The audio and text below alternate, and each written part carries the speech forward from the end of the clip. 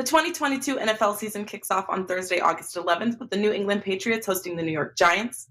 And while some say they won't bet the preseason, many NFL handicapping experts say there's more value betting the preseason than any other sport. The NFL preseason is $249, but you can save $100 by purchasing this package by kickoff of the Hall of Fame game on August 11th.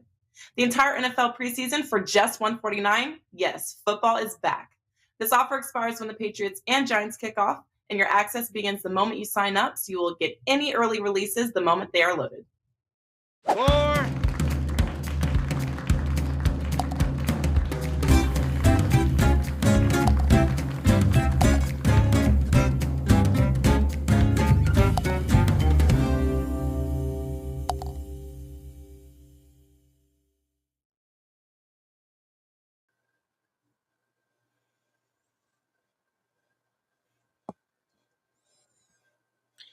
Hello, guys. Another week. PGA Tour grind continues on. This week we have the always exciting JDC John Deere Classic right in the heartland of America in Iowa. We're back for another episode of Tea Time from Vegas. I'm Nick Borrman of WagerTalk.com. With me, as always, my co-host Andy Lang, also of WagerTalk.com, here to break down all the fun for this week. Andy, my friend, welcome. How are you doing today? Doing good. Coming off I was so bummed that it should have been a sweep, but 2-1 last week. So not a huge unit day, just a couple units, but that's 4 winning tournaments in a row. And that's really what we're looking for, just consistency, add some units here or there. Weakest field probably that we'll see this year. Maybe the easiest course, definitely top 3. So it's just kind of a week off. But it should be a good week. A lot of good betting angles and opportunities. For me, definitely not a volume week coming up, but like 2 or 3 really, really strong plays. So should be a good week. I'm looking forward to it. And sometimes these fields with the weaker, top to bottom fields can give you some really good sneaky opportunities if you're really, really digging deep and doing your research. So it's been a fun Monday and Tuesday kind of researching some of these guys that I don't normally research. A lot of surprises. So looking forward to a really good week coming off a winning week. What about you? You excited about this week, this tournament? Do these get the juices flowing? This one in particular does, because it's an hour from where I grew up, and it was the first. Oh, wow. It was the first PGA Tour event I ever visited. I went to as a fan in attendance with, my father as a kid, and we went to it almost every year. And, got Jim Furyk's autograph like 15 times, and that was my first real insight into the PGA Tour and how it operates and seeing live golf. So yes, this one does hit home for me. And we'll get into that a little bit here, but I do actually like the John Deere Classic for that reason. Of course, as far as big names go and stuff like that, you're not going to get a lot. This is definitely an off week for most guys. But before we get into more of this week, let's start off the show with a quick promo code for the viewers. This week you can grab Andy or myself's tournament pack for just $19. You're going to save $20 off the normal price of $39 using promo code JohnDeere20. So you can have our WagerTalk.com to check that out on either one of our pages. Get all 4 days of coverage, all plays we have for the week included for just $19. Definitely good value. Andy, as we always like to do, let's start off. You kind of mentioned a little bit of how you did last week, but let's get into a little bit more breakdown of how that week was last week with our best bets and worst bets from last week at the Travelers. I'll let you take it away first. You were 2-1, you mentioned. So what was your best and what was your worst from last week? It was a week I had some regrets on. Losses kind of come and go, but I really don't like it when I leave units out on the table. My best bet was Matthew NeSmith over Cameron Champ. I don't know why I didn't make this a 5% play, and then I didn't even make it a 4% play. I made it a 3% play, and Matthew NeSmith only won, I believe, by 14 shots. Cameron Champ, as predicted, was just awful. His putting woes continue to dog him as he keeps going on with his professional career, and he's now in one of the slumps. He made the cut at Augusta and played well, which is one of the weirdest things on the PGA Tour is Cameron Champ playing amazing at the Masters and nowhere else. It doesn't make any sense, but fading him was really good, but I regret that I did not make that a better and higher play. And then worst bet, I mean, Denny McCarthy, I went over. This was a bet I gave out. This was a bet I gave out on a show. He made the cut in 17 out of 18 tournaments, and this one you can't make it out. A watered down field on an easy course. Denny McCarthy is by far the worst bet that I had. I gave it out on the show. It was a client play. I cannot believe that he missed the cut last week. So Neesmith over Champ and easy cash, and McCarthy, which, by the way, McCarthy never really inside the cut either. It was kind of a no sweat loss that you just you were like, it was like, I hope maybe he might go 3 under. Maybe he might go 4 under today. Well, all right, bogey. Now he needs to go 5 under for the rest of it was a disaster. So thank you very much, Denny McCarthy. Nick, how was your week? It's funny you say that. I mean, that's golf betting, right? I mean, sometimes these guys get off to a shit start, and you can see it in their body language. It's kind of, all right, that was a good run. I'm not going to probably win this, so why fight to try to make the cut? And then they kind of just bag it the rest of the week. It kind of sounds like what McCarthy did to you. So for me, this was it was a down week. It was my first week in, I don't know, well over a month where I did not have an outright play with any real chance. I took 4 guys. My best one was Finau, who at least cashed the top 20 side for us to cover his plays. But I had 2 of them, Neiman and Spieth, who was on your list last week. I should have listened. That were on my outright cards that, just really played terribly. So not a good week for me. My 5% play I did throw in there. Rory McIlroy, top 20, goes out and lights it up Thursday, shoots 8 under par. I'm texting you on the side going, okay, this looks like a pretty good bet. He's a first-round leader. He's 8 under. Very unlikely he doesn't finish in the top 20. Well, he falls hard on Friday. He falls hard on Saturday. And all of a sudden I'm texting you on Sunday going, this is ridiculous. I can't believe he's not going to cash it. He did birdie a few on the back 9. Technically, he did finish top 20. He got to a tie for 19th.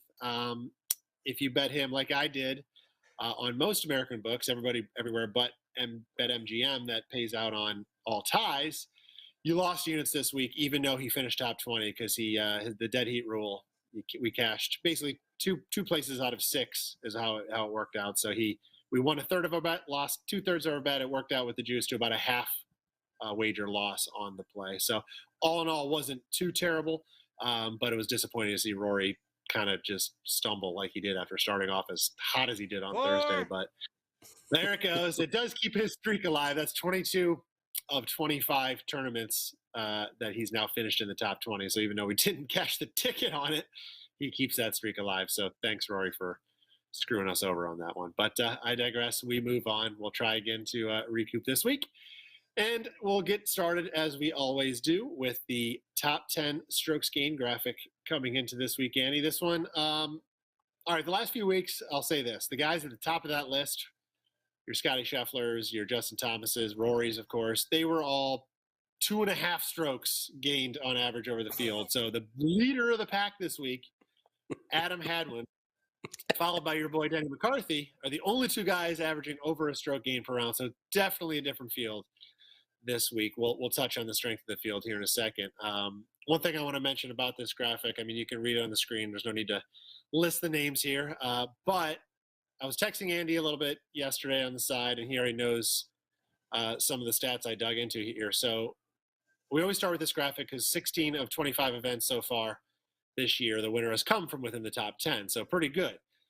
But I dug a little deeper, and it turns out that only once has the winner been ranked either first or second, okay? And only once has the winner been ranked 8th, 9th, or 10th.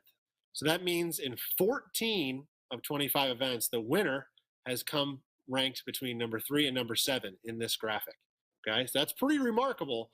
And if you bet those 5 guys, I mean, that's not normal. That's pretty typical to bet 4 or 5 guys as your outright plays for the week. You sprinkle it out over a few guys. So if you bet those 5 guys every tournament this year, you would have cashed 14 outrights this year, Andy, in 25 events. That's absolutely insane. Now, the one, I guess, asterisk I'll put here is in doing that, if you go back, almost all of those guys in between 3 and 7, somebody in that group was ranked inside the top 10, if not the top 20, right? So this week, it may not be the best week to try to go with that strategy and narrow your focus on there because you got I mean, in that list, the highest ranked player is Maverick McNeely at 86. You got number 248th in the world, Taylor Pendrith, in this sweet spot.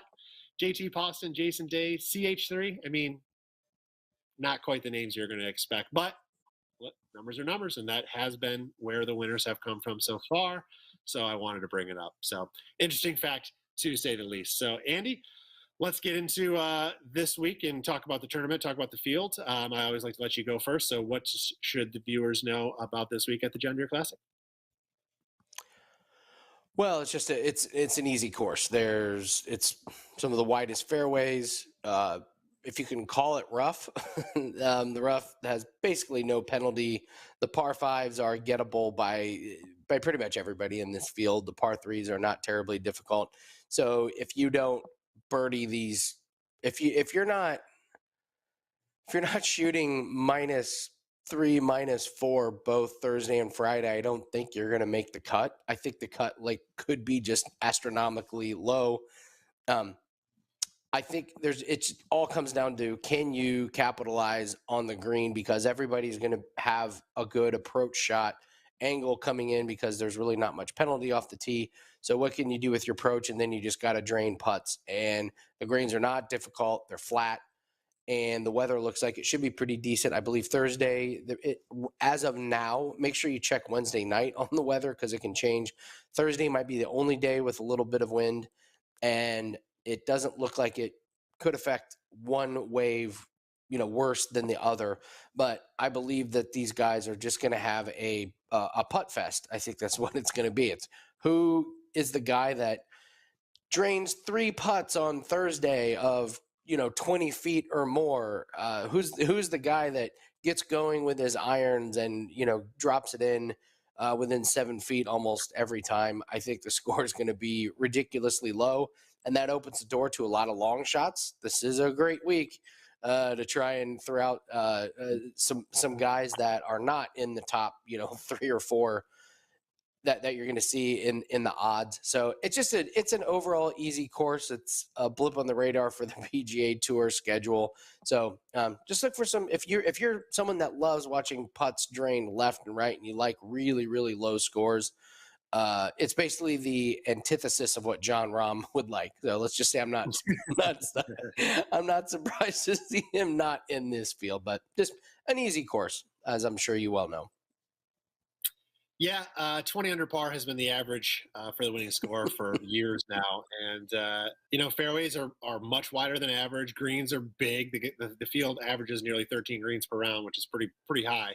You're going to have to make 25 or more birdies this week. It doesn't play long, but the course by just yardage numbers at 7,300 yards is a little bit on the longer side. But really, this thing is wide open. It's a birdie fest, like you said. Whoever's got the hottest putter this week is going to win this thing. You mentioned the weather. I agree with you there. The wind can be a factor on Thursday. It's supposed to be up 10 to 20 miles an hour on Thursday only. I haven't yet seen the hourly, and you're right. You should wait until maybe a little bit until Wednesday if you can. Normally, you'd expect wind to pick up as the day goes on, so maybe there's a little bit of advantage to the early outs on Thursday. There's a chance of rain on Friday as well, perhaps some afternoon thunderstorms. So who knows, that could soften things up more for the afternoon wave on Friday, which would be the same as the morning wave on Thursday. So if anything, that might have a little bit of advantage, but probably a little too early to tell as of right now. We'll wait a little bit longer. The field you mentioned is weak. The highest ranked guy in the field, Webb Simpson, number 58 in the world. So one thing I will mention, though, is even though this field is not littered with your stars of today, it is a tournament that has produced some big-time winners of tomorrow, if you will. So you got Jordan Spieth, right? 2-time winner here. His first PGA Tour event win came in this course. You can say the same thing for Bryson DeChambeau, right? So obviously they weren't big names when they won here, but they've certainly gone on to be. Then, of course, you have Zach Johnson, Masters and Open champion winner. He's from Iowa, so of course he's going to play this one. Ryder Cup captain Steve Stricker, three-time winner at this event. He's going to get a lot of attention this week. He's 55 years young. He's coming off of a runner-up last week at the U.S. Senior Open, but is definitely making the trip out here. He loves this place, always puts it on his schedule. I'm sure he will be getting some betting attention this week because he's, even at his age, he still plays well. He was somewhere in the 40s last year when he played. And then you got other guys that weren't necessarily big names that became big names that have played in this event and played well. Daniel Berger, Colin Morikawa, Joaquin Niemann, Victor Hovland have all played this event, have all had top 10 finishes. So the marquee names of today aren't here, but I'm telling you, the stars of tomorrow are probably in this field. And I guess that's the challenge, right, for us, Andy, to try to figure out who are going to be those next stars. They're likely to shine through. These are their best opportunities to win. So that's kind of the name of the game this week, is trying to find those guys. So I do have one on my radar. I'm not going to start with him. I'm going to start with a tour veteran here as we get into some of our bets that we like this week. I mentioned him already, and that for me is CH3. Now, I'll be honest, I don't like him a lot on the outright market just because he never seems to win, but he does play well, at the same venues year in and year out, and that's definitely a place here that he has a ton of history at. He's got 12 cuts made in 13 appearances here. He's got 9 top 25s in those 13 trips, including 3 top 10s. So there's definitely good value on backing him for either a top 10 or a top 20. His last 3 trips here, tie for 23rd, tie for 6th, and tie for 19th. So pretty solid. This year on tour, he does rank number 6, greens in regulation, has a strong short game, ranks number 16 strokes gained around the green. And he falls into that sweet spot of winners I mentioned. In 2022, he ranks number 7 in total strokes gained over the last 6 months coming in. If you're a sucker for punishment of statistics like I am, maybe that's worth something to you. And he is playing decent coming in here. He's made the cut in 5 of his last 7 starts, including a tie for 4th at the Valero, tie for 18th at the Memorial. And again, he tends to play well at the same venues year in and year out and in these weaker field events. So I like Charles Howell to have a good week. Maybe if you're not comfortable betting the outright on him, look at a matchup play or on a leaderboard play. But CH3, I think, is going to have a decent week this week. Andy, let's go to you. Guys that you're going to be avoiding this week because you think they could trip you up. I imagine this segment was a little bit more difficult for you this week, only because you usually grab the big name guys, because that's the key to your segment, is like find the big name guys. Here's who you want to avoid. But who are the big name guys in this field you're going to be avoiding this week? It's a little bit of a stretch this week. Last week we did real good. I had Justin Thomas, and dang it, he didn't tee it up. I had a big bet on Rory versus Justin Thomas, and I think we cashed that pretty easily. As you know, JT withdrew. He's banged up. I don't think he would have had a good week, but we said he wasn't good after majors. We had Jordan Spieth listed. The one I did miss out on was Harris English. He was much better than I thought he was. He finished 19th. But yeah, let's try and find some guys who you're probably going to want to bet on, and I'm going to give you a reason not to. The most obvious one is Webb Simpson. There's just in no world should Webb Simpson be a betting favorite at any tournament on the PGA Tour. He has no top 10 finishes this year. So none. He's played better the last month, but there's no way you can put him in any daily fantasy lineup. There's no way that you can find any value on him at 10-1 or 12-1 to win this tournament. So I don't see any value. I will not get near him on any head-to-head matchup. So Webb Simpson, the most obvious one. Stay away from the betting favorite this week. Next, I'm going to go with Maverick McNeely. I'm sure the books are struggling, as we all are, to try and figure out who's the favorites, but he's going to be the 6th or 7th highest betting favorite. In his last 3 tournaments, he's been terrible. 75th, missed cut, and missed cut his last 3. No, thank you. He finished 18th here last year, but it just makes no sense that he's projected to be this good. I mean, even if you say, well, 18th here last year, and it's like, well, yeah, but he's projected to be the 7th best player here. So even that doesn't make any sense. So I don't find any value in Maverick McNeely. He won't be in any of my lineups. And then the last guy, JT Poston. Don't let the second place finish last week fool you. I feel like sometimes in these tournaments you go, oh, well, he finished second last week. This is a guy who's missed the cut in 8 out of 17 tournaments this year.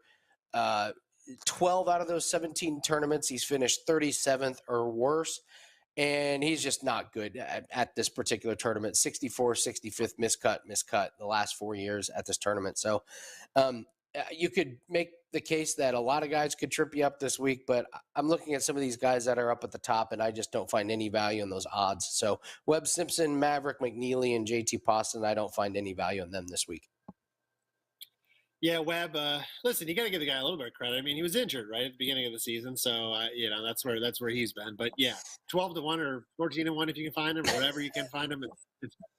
It's not worth the bet for sure. But I understand that books have to instill somebody as the favorite, and it's probably going to be him, just simply because he's the highest ranked golfer in the field. So Tagala, I imagine, is going to be getting a lot of attention this week after choking that up last week. It'll be interesting to see how he rebounds. Now, he has blown the lead or been right there with a chance already now twice before last week. So now it's 3 times, and he has been able to kind of battle back. So there's probably a lot of high hopes for Tagala this week. But yeah, I won't blame you on your list there.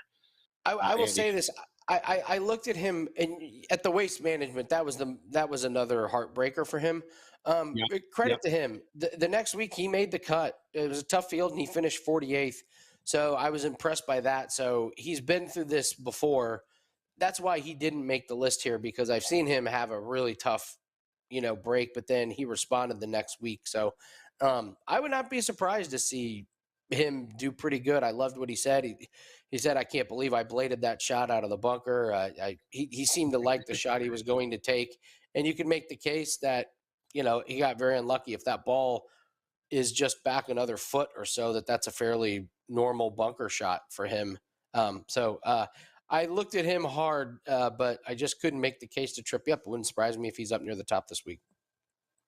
Yeah, he's knocking on the door enough now where he's probably going to break through at some point, whether it's this week or not. Obviously, we don't know, but I think it will happen sooner rather than later. He does look like he's got the game and the mindset to pull it off. And it always takes a couple heartbreakers to kind of pull through and get that first one, which he has. So I'm sure we will see him in the winner's circle soon enough.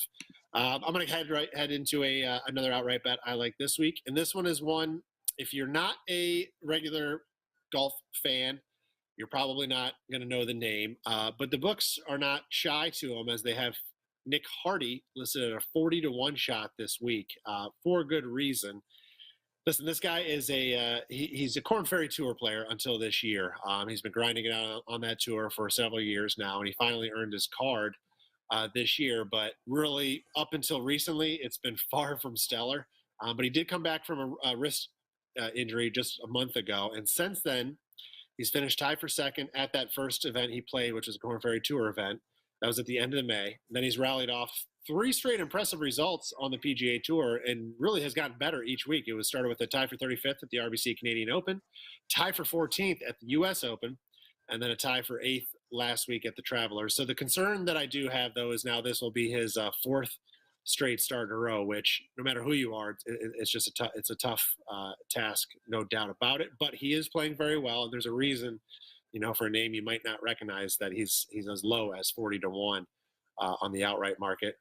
Lastly, because of that current run, I mentioned that he's in the opening graphic. I did mention him, but he was listed on the opening graphic that over the last 3 months, Hardy is actually ranked number 7th in this field in strokes gained, total strokes gained per round. So it shows that he is playing as well as anybody in this field. And he's actually played this event twice, made the cut both times. So he's got some history here at the John Deere Classic. So Nick Hardy, a name probably I would think is going to have a decent run this week. Again, another one, who knows, the outrights are going to be hard to guess this week, but could be worth a top 10, top 20 play. But I have Nick Hardy circled as a guy I'll be putting some money on in some fashion this week. I do think decent value on that leaderboard bet. Andy, let's go back to you for your Draftkings Darlings. This one, I'm very interested to hear who your low price guys are in this field. I'll be surprised if I even know some of these names, right? I'm sure you dug deep on these. So who are your Draftkings Darlings for the John Deere Classic? You know all of these guys. We got a couple blasts from the past. Actually, quite a few blasts from the past. So last week, full admission, I was awful. I had 4 guys miss the cut.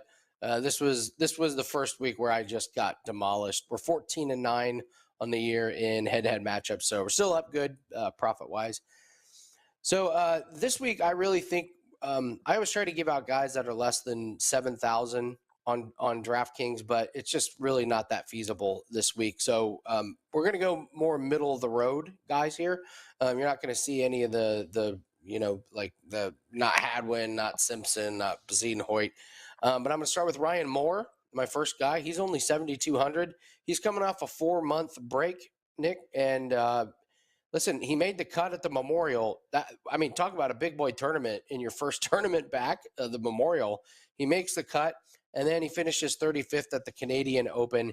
He's made the cut 7 out of 8 times playing in this tournament. He finished second last year. So Ryan Moore at 7,200 could be some really nice value. We just need him to make the cut, give us points on the weekend. Ches Reavie, second guy I'm going to go with. He's only 7,900 on DraftKings. He's made the cut in 4 out of his last 5 tournaments, finished 18th last year, made the cut here 6 out of 7 tournaments. So getting him below 8,000, I think, is pretty good. And then, listen, Lucas Glover, this is a tough one. He's 8,300. You never want to put your money in Lucas Glover's hands, but the fact is, he's finished first and 10th the last 2 years, and this guy has somehow made 4 cuts in a row. All I need him to do is make the cut. He's not a long hitter, and you don't need to be here. So if we get some Lucas Glover magic that maybe he really likes playing here, so we'll take him. Fun fact, we always go over this about Lucas Glover. His last name is Glover, and he's the only player that doesn't use a glove on the PGA Tour. So you're going to recognize these guys, Ryan Moore, Ches Reavie, Lucas Glover, Cameron Davis, and then I'm going to add Howell and Hardy, 2 guys that you had mentioned before. I have we're on the same we're on the same page with those guys. I think they're going to do well. So Ryan Moore, Ches Reavie, Lucas Glover, Cameron Davis, Hardy, and Howell wrap up my best DraftKings lineup this week. Listen, kudos to you for digging on that one. I want to know, and an honest answer, when was the last time Reavie or Moore or Glover were in a DraftKings lineup for you? Glover had a stretch a couple years ago where he was just making the cut every single week, and he was just like always 6,800. He was the gift that kept on giving. Just throw Glover in there and then look at the rest of your lineup, because the books, for whatever reason, and DraftKings never raised his price, except he was always like 30th, 38th, 21st, 40th, and it was like, this is free. This is just like a free play on a bingo card because he went so. But like I said, that was years ago. So clearly, CT Pan has replaced Lucas Glover as your go-to guy for this year, riding that same momentum. I love it. Absolutely. Good stuff, Andy. Good stuff. All right, let's move into our best bet segment for the week, Andy. I will go first with the name I actually played on a few weeks ago as a best bet on the show, which was Brendan Todd, and I'm going to go back to him this week for another top 40. And Brendan Todd is a guy that just putts, and this week is all about putting. So I know TD Green, there's not going to be a huge separation, I think, between a lot of guys. Most people are going to hit fairways, most people are going to hit greens, but the guys that can putt well and make their opportunities when they get them are going to be the guys that move towards the top. And I think, Brendan's got a good chance to do so year in and year out. He's in the top 10 in strokes gained putting. He's coming off. He finished at that RBC Canadian. That's where I bet him for a top 40. He finished tied for 13th.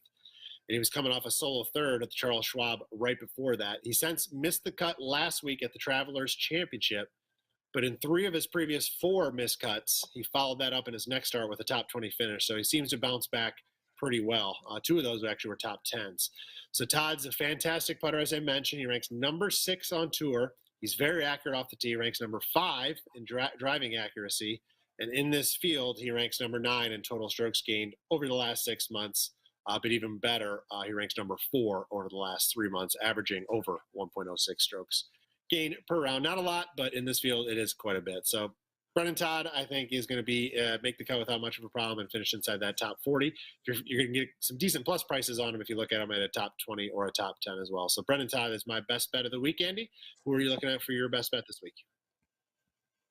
Going with a big name, heavy hitter, my boy, Hank Lebioda. I'm taking him to make the cut. Listen, I hit you up on Twitter, and it's like this tournament says a lot. Hank Lebioda is my best bet of the week. But there's value here. Not a great field, so Lebioda is just going to rank higher this week in the strength of players than he would most other weeks. His overall stats for the season aren't great, but his form has really improved recently. That's what I'm looking at here. Made the cut in 4 out of 5 tournaments with much better fields than this week. The stat that jumps out to me, his biggest weakness by far is driving accuracy, strokes gained off the tee. But this is a course that you can get away with it. Wayward tee shots just don't have the kind of penalty here that they do in other places. So like you said, it's just so wide here.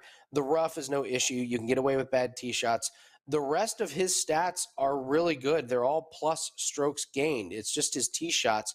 So I think this course actually fits well, is that his weakness won't penalize him. And he finished 8th here last year. So, maybe that kind of just shows, when he doesn't get penalized off the tee, if he's playing on a course that plays, 7,300 yards and there's no penalty off the tee, this is a guy that can actually compete for a top 20 finish. So only minus 145 on DraftKings. I will take Hank Lebioda will make the cut. And Nick, we had talked about Lucas Glover being a DraftKings darling. About 4 years ago, Lebioda was the same way, where he was always finishing 40th. But it was every week, and you could get him at a cheap price. So I actually have followed Hank Lebioda for a while. Believe it or not, I kind of know his game a little bit. So give me him as my best bet to make the cut. Well, it's funny you mentioned his finish last year, and you're talking to his past results. Last summer, he was on a heater as well. I actually bet him outright 2 times, maybe back-to-back tournaments, and he finished runner-up somewhere, and was like, he had a legitimate chance to cash one of those outright tickets for me, and I'm like, amazing. TV, come on, Hank, come on. So he had a good stretch last year. So it's not a bad bet, man. I like Hank. I like it. I like him a lot. All right, let's talk about the winning score, shall we? We like this segment. We've been talking about trying to guess that winning score. I think I was pretty close last week, 18 under. Of course, Xander didn't have to birdie. He didn't have to birdie that last hole to make 19 under, but he did, and screwed up my bet. But I got that one close as well. So what is that? 3-1, or is it 4-1 so far? It's 4-1, and like we were saying before we recorded, some of the books used to actually put this bet out, like what will the winning score be, like over under this. You will have dominated this. I can't find this bet anywhere, but you have been on fire. I went way too low on this one. So yeah, you have been crushing me in this one. So you get the honors. What do you got first? It's going to be a big number. Well, there's nothing better than I like bragging about something that I haven't made any money on. So there's my score betting so far. So congratulations to me. So I'm going to go, you're right. It's going to be a low score this week. 22. 22 is my number. 22 under. What you thinking? I was talking to Robert off camera, saying just how there's if the wind doesn't pick up that much on Thursday, I think these guys are just going to smoke this one. There could be some eagles in there. I'm going to go a little bit higher on you. I'm going to go minus 25. I think somebody just really, really crushes it. So give me 25 under or higher. All right. I know we're both expecting scores in the 20s, so we'll see what shakes out. We do have the LIV Tour event going on this week also, Pumpkin Ridge in Oregon. So some of the big names are playing over there as far as Koepka, Ancer. I mean, it's a better field as far as official world golf rankings goes than this PGA Tour event. But still in the States, not a lot of betting opportunities, so we won't have too much to discuss yet until that happens. I guess we'll see as the weeks goes on what happens there. But next week, we will be able to talk about the Scottish Open. We'll have most of the guys in that DP World Tour event as they gear up for the Open Championship in 2 weeks' time. So looking forward to that, Andy, for sure. I guess we'll wrap up the show. We got the promo code reminder for the guys this week. John Deere 20 is the promo code. Take $20 off Andy or myself's tournament package for the John Deere Classic this week. Get it for just $19. So head over to WagerTalk.com to check that out. Andy, always a pleasure to have you here doing the show with me. John Deere Classic, looking forward to it. Listen, I'll still be glued to the TV because, I'm a golf nut and I love to watch it, and we'll have some money on it. So I wish you the best of luck. Everybody, thank you for tuning in. As always, please smash that like button for Andy and myself. We will see you guys back next week as we preview another week on the tour. What's the PGA Tour event next week? I know we got the Scottish Open on the DP World Tour. Nobody queued me up for the PGA Tour event, so I'm not even prepared for my sign-off of saying we'll see before the. Yeah, next week is good. I don't really hardly ever bet the tournament opposite of the Scottish Open. The Scottish Open is a lot of fun. It's a really good killer. It is the Barbasol. I will have nothing to do with the Barbasol because all the value and everybody is going to play over the Scottish Open. That is a very bettable with very clear trends and getting ready for the Open Championship. So that I imagine that probably is where our focus is going to be next week. Fair enough. We will be back next week for the Scottish Open, not the Barbasol. Until then, we'll see you guys. Thank you for tuning in, and as always, good luck with your bets.